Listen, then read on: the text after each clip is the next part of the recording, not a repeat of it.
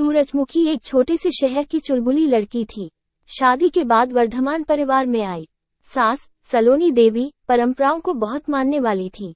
शुरुआत में दोनों के बीच दूरियां सी खड़ी रही। सूरजमुखी को सलोनी देवी का हर आदेश अनुभवहीन लगता था।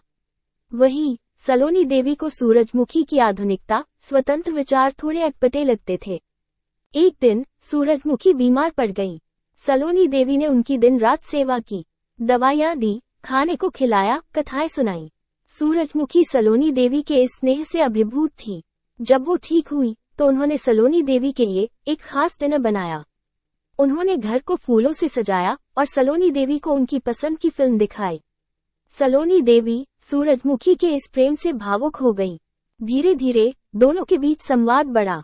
सूरजमुखी ने सलोनी देवी को अपने बचपन और सपनों के बारे में बताया। वहीं सलोनी देवी ने उन्हें अपने जीवन के अनुभव, पारंपरिक व्यंजनों की रेसिपी बताई। दोनों ने एक दूसरे की जिंदगी को समझने की कोशिश की। एक बार सूरजमुखी को ऑफिस में देर हो गई। वो घबराकर घर आई तो देखा कि सलोनी देवी उनके लिए रात का खाना गर्म करके बैठी थी।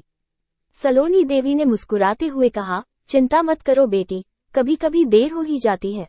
उस पल सूरजमुखी को एहसास हुआ कि सलोनी देवी सिर्फ सास ही नहीं बल्कि उनकी मां समान भी है। कुछ सालों बाद सूरजमुखी खुद एक मां बन गई।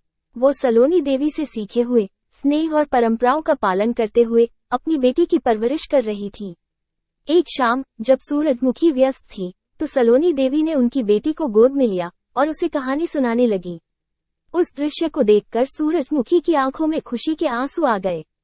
उन्हें गर्व था कि उन्होंने न सिर्फ एक प्यार करने वाला परिवार पाया बल्कि सलोनी देवी के रूप में एक सच्ची साथी भी। ये कहानी हमें बताती है कि सास बहू का रिश्ता प्यार और समझ से मजबूत होता है। जब दोनों एक दूसरे की भावनाओं को समझने की कोशिश करते हैं तो घर परिवार में खुशियां आती हैं।